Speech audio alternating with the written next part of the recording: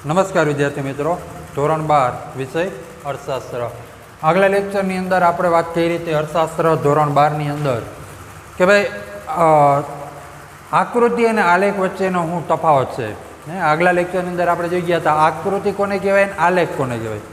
આકૃતિનો અર્થ જોયો તો આલેખનો અર્થ જોયો તો આકૃતિ અને આલેખ વચ્ચે કઈ બાબતની અંદર ભેદ પડે છે, એટલે કે આકૃતિ અને આલેખ બંનેની અંદર કેટલો ડિફરન્સ રહેલો છે એ આપણને આગલા લેક્ચરની અંદર એનો અભ્યાસ કર્યો। હવે આ લેક્ચરની અંદર આપણે સમય આધારિત રેખા આકૃતિ શું જોવાનું છે। આગળના બે લેક્ચરની અંદર આપણે વાત કરી ગયા આકૃતિ અને આલેખનો તફાવત। બીજો કયો મુદ્દો હતો તો કે ભાઈ આકૃતિ અને આલેખનું મહત્વ। આપણે અર્થશાસ્ત્રની અંદર આકૃતિ દોરીએ, આલેખ દોરીએ, આકૃતિ અને આલેખ દ્વારા બધી વસ્તુ હોય આપણે સહેલાઈથી સમજાવી શકીએ, એનું મહત્વ જોઈ ગયા હતા। સરળતાથી સમજી શકાય, લખનાર અને વાંચનારનો સમય બચે, એવા મુદ્દા આપણે બધા જોઈ ગયા હતા। તો એના પછી નેક્સ્ટ જે મુદ્દો છે, આપણો મુખ્ય મુદ્દો કયો છે કે ભાઈ આકૃતિના પ્રકારો। ખાસ ધ્યાન રાખવાનું, આકૃતિના પ્રકારો ઘણા બધા છે। અર્થશાસ્ત્રની અંદર આપણે આકૃતિ અને આલેખ બે ટોપિક છે, એક આકૃતિ અને બીજો આલેખ। તો આકૃતિની અંદર કેટલા પ્રકાર પડે એના વિશેનો પહેલો પ્રકાર કયો છે તો કે ભાઈ સમય આધારિત રેખા આકૃતિ। ખાસ સમજો, સમય આધારિત રેખા આકૃતિ એની વ્યાખ્યા है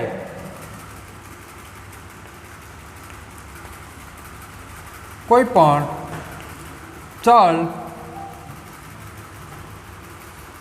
चलनो ढाल अने संबंध दर्शावे छे।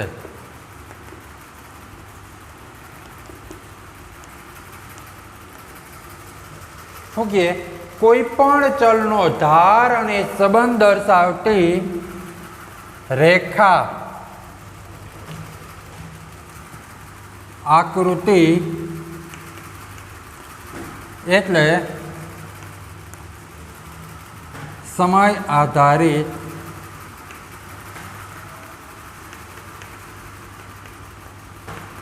रेखा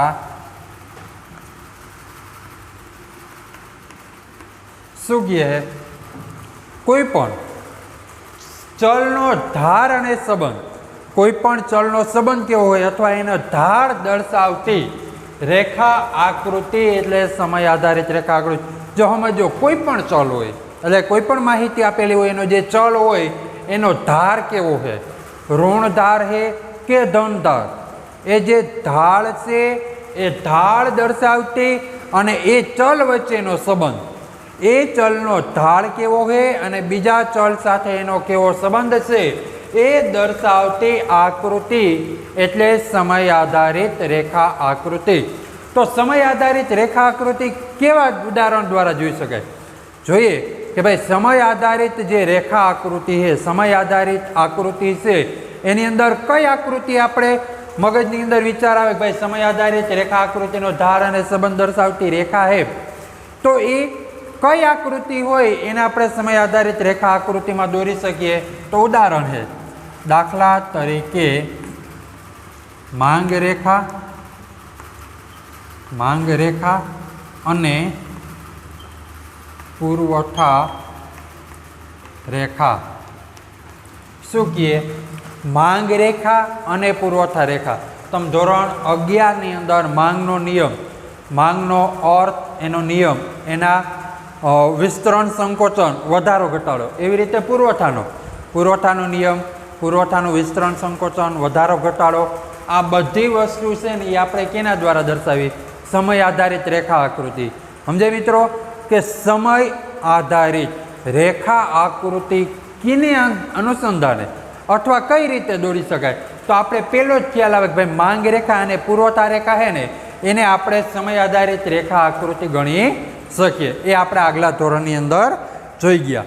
હવે સમય આધારિત રેખા આકૃતિની અંદર બીજી કઈ કઈ વસ્તુ સમજાવી શકાય આકૃતિ દ્વારા, તો એની અંદર પણ વસ્તી વધારો અથવા તો વસ્તીનો દર,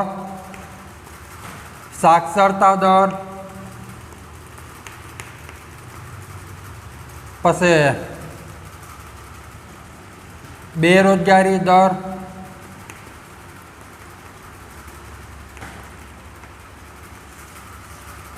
શું કહે કે ભાઈ આપણે બીજું સમય આધારિત રેખા આકૃતિની અંદર આ ઉદાહરણ, એના સિવાય હું તો કે ભાઈ વસ્તીનો દર, કે આપણા દેશની વાર્ષિક વસ્તી વૃદ્ધિ દર, કે જુદા જુદા વર્ષોની અંદર 1951, 61, 71, 81, 91, 2001 એવી રીતે 51થી લઈને 2001 સુધીની વસ્તી વૃદ્ધિનો દર કેવો છે એ જો આપણે સમજવું હોય તો સમય આધારિત રેખા આકૃતિ દ્વારા સમજી શકાય. સમજાય મિત્રો? કે ભાઈ આપણે જે માંગ રેખા છે, જે પુરવઠા રેખા છે, એવી રીતે વસ્તી વૃદ્ધિનો દર, વાર્ષિક વસ્તી વૃદ્ધિ દર કેટલો હોય એ પણ આકૃતિ દ્વારા સમજી શકાય. પછી સાક્ષરતા વર્ષની અંદર, કોઈ પણ એક દેશની અંદર જુદા જુદા વર્ષોનો સાક્ષરતા દર છે એ પણ આપણે આ સમય આધારિત રેખા આકૃતિ દ્વારા સમજી શકીએ. બીજું તો કે ભાઈ બેરોજગારીનો દર, ગરીબીનો દર, શિક્ષણનું પ્રમાણ, રોજગારીનું પ્રમાણ, આ તમામ બાબતો જે જુદા જુદા વર્ષોની માહિતી હોય એ તમે સમય આધારિત રેખા આકૃતિ દ્વારા આપણે વ્યવસ્થિત રીતે સમજી શકીએ છીએ. તો એનું એક આપણે ઉદાહરણ લઈએ, એક ખાલી સમજવા પૂરતું. તો ભાઈ કેવું ઉદાહરણ છે તો કે વસ્તી વૃદ્ધિનો દર, વસ્તી વૃદ્ધિનો દર. આપણે આ વસ્તી વૃદ્ધિના દર વિશેનો એક આખો ઉદાહરણ આકૃતિ દ્વારા જોવાનું. ભાઈ સમય આધારિત માંગ રેખા છે એની અંદર વસ્તી વૃદ્ધિનો દર કેવો હોય એને આધારે આપણે જોઈ શકીએ. તો એની અંદર પહેલાં શું લખવાનું? અનુસૂચિ બનાવવાની. તો અનુસૂચિની અંદર પહેલાં આવે છે વર્ષ અને વસ્તી વૃદ્ધિ દર. વસ્તી વૃદ્ધિ દર. તો વર્ષની અંદર 1951ની અંદર ટકાવારી 21% વસ્તી વૃદ્ધિ દર હતો. પછી 61ની અંદર, 1961ની અંદર તો કે 24% એ હતો. 1971ની અંદર તો કે 23%. 1981ની અંદર 20% અને 1991ની અંદર તો કે ભાઈ 17%. જો મિત્રો આ આપણે ખાલી સમય આધારિત માંગ રેખાને એક ઉદાહરણ જોઈએ છીએ. તો હું જે આ વસ્તી વૃદ્ધિનો દર છે એ જે લીધું એવું જ તમે ગમે એ બીજું ઉદાહરણ પણ લઈ શકો. આપણે શું જોવાનું? વસ્તી વૃદ્ધિનો દર, કે ભારતની અંદર 1951થી લઈને 1991 સુધી દર વર્ષે વસ્તી વૃદ્ધિમાં કેટલો વધારો થાય, એટલે કે વસ્તી વૃદ્ધિની અંદર ટકાવારીની અંદર કેટલું પ્રમાણ વધારો થાય એના વિશે આપણે જોઈએ છીએ. તો વર્ષ 1951ની અંદર 21% વસ્તીનું પ્રમાણ હતું, 1961ની અંદર 24%, 1971ની અંદર 23%, 1981ની અંદર 20% અને 1991ની અંદર 17%. આમ જુદો જુદો ટકાવારીનું પ્રમાણ હતું. સમજાય? આ ખાલી જસ્ટ ઉદાહરણ છે. આવું જ ઉદાહરણ તમારે લેવું એવું નથી, તમે જુદું જુદું ઉદાહરણ પણ લઈ શકો. માનો કે મેં આ જે અનુસૂચિ લીધી એવી અનુસૂચિ તમે કોઈ સાક્ષરતા દરની લઈ શકો. ભારતની અંદર સાક્ષરતા દર કેટલો છે તો વર્ષ આનારીએ અહીંયા તમે સાક્ષરતા દર લખી શકો, અથવા વર્ષ પણ બદલાવી શકો, સાક્ષરતા દર પણ બદલાવી શકો. બેરોજગારીનું લેવું ઉદાહરણ તો વર્ષ પણ બદલાવી શકો અને વસ્તી ભાઈ બેરોજગારીનું જે દર છે એ પણ બદલી જાય. પણ આ તો આપણે સિમ્પલ એક ઉદાહરણ લીધું. એવા તમે કોઈ પણ ઉદાહરણ દ્વારા સમય આધારિત માંગ રેખા સમજાવી શકો. સમજાય? સમય આધારિત જે માંગ રેખા છે એ આપણે આ રીતે રજૂ કરી શકીએ છીએ. હવે આની આપણે એક વ્યવસ્થિત આકૃતિ દોરીએ.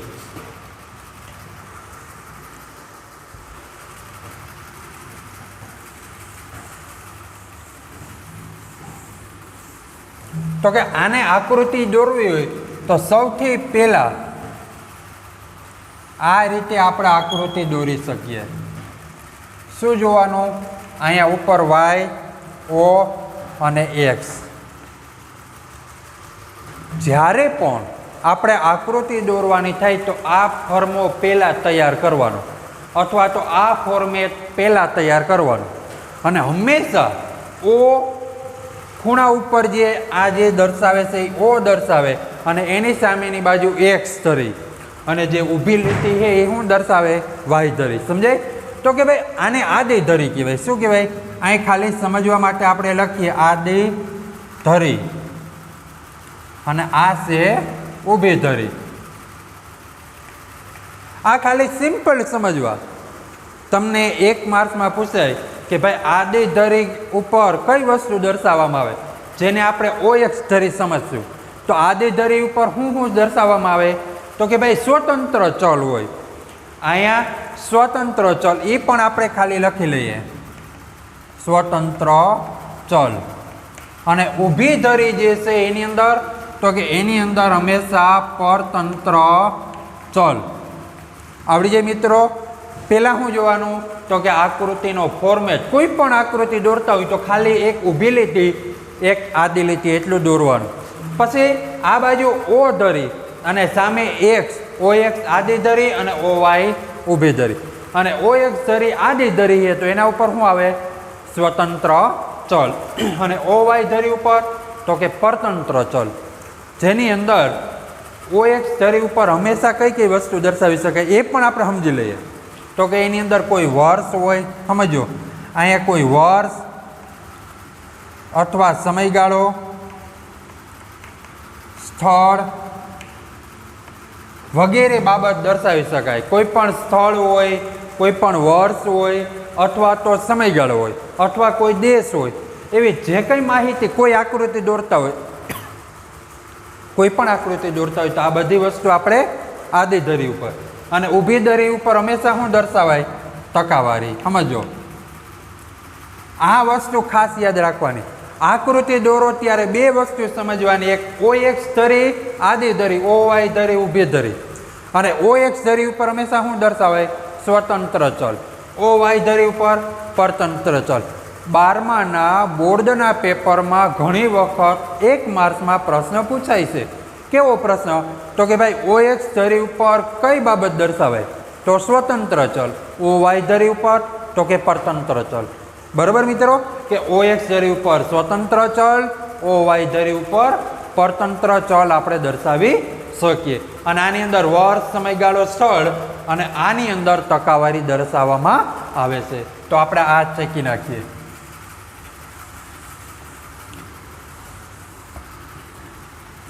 હવે આપણે શું જોવાનું છે કે ભાઈ આ વસ્તી વૃદ્ધિના દરના આધારે આપણે આકૃતિ જોવાની છે. તો 1951 ની અંદર પ્રમાણ હતું તો આપણે વર્ષ ક્યાં આવે? તો કે અહીંયા 1951, 1961, 1971, 1981 અને 1991. બરાબર? કે વર્ષ હંમેશા નીચે હોય. હવે વર્ષ દર્શાવી પછી આપણે એમ થાય ભાઈ ટકાવારી ક્યાંથી લઈએ? 1, 2, 3, 4, 5, 6 એમ લઈએ, 5, 10, 15, 20 એમ લઈએ, 100, 200, 300 એમ લઈએ. તો આપણે શું જોવાનું? તો કે ભાઈ અહીંયા નાનામાં નાની ટકાવારી કેટલી છે? તો કે 17. બરાબર? નાનામાં નાની ટકાવારી અને વધારે ટકાવારી કેટલી? નાનામાં નાની ટકાવારી હોય ત્યાંથી ચાલુ કરવાની હોય, નીચેથી. અને જેટલી વધારે હોય એનાથી ઉપર એક સ્ટેપ જઈ ત્યાં સુધીનું રાખવાનું. એટલે કે સંપૂર્ણ ટકાવારી આકૃતિમાં આવી જાય એ વસ્તુ જોવાની છે. તો 51 ની અંદર આપણે આમ જોઈએ ટકાવારીનું પ્રમાણ તો કે 17. તો આપણે 5 નો ગાળો રાખી શકીએ. 5, 10, 15. તો વધારે કેટલી છે? તો કે 24. તો 5 થી 25 નું રાખીએ એટલે આપણી આકૃતિ આવી જાય. 5, 10, 15, 20 અને 25. હવે શું જોવાનું? આટલું આવડી જાય. અહીંયા વર્ષ દર્શાવી દેવાના, અહીંયા ટકાવારી દર્શાવીએ ત્યારે શું જોવાનું? તમે 1, 2, 3 લ્યો તો હાલે, પણ લાંબી આકૃતિ થાય 25 સુધી દોરીએ તો મોટી થાય, એટલે એ નહીં કરવાનું. એને બદલે 5, 10, 15, 20, 25 એ સમય લઈ લેવાનો. હવે 1951 ની અંદર ટકાવારી પ્રમાણ કેટલું હતું? તો કે 21%. તો 21% ક્યાં આવે? અહીંયા આવે. આ 20 ની ઉપર થોડુંક, એટલે આ 21%. બરાબર? હવે 1961 ની અંદર 64% વસ્તી વૃદ્ધિ દર હતો. 61 ની અંદર કેટલો હતો? 24%. બરાબર? 1961 ની અંદર 24%. પછી 71 ની અંદર તો કે 23%. 24 થોડું નીચે. 81 ની અંદર તો કે 20%. અને 91 ની અંદર 17%. આ 15 એની ઉપર થોડુંક લઈએ એટલે આ રીતે આકૃતિ આપણી છે એ આ રીતે ધાર બને. આપણો મુખ્ય મુદ્દો શું હતો? સમય આધારિત રેખા આકૃતિ. બરાબર, સમય અનુકૂળ સમય આધારિત રેખા આકૃતિ.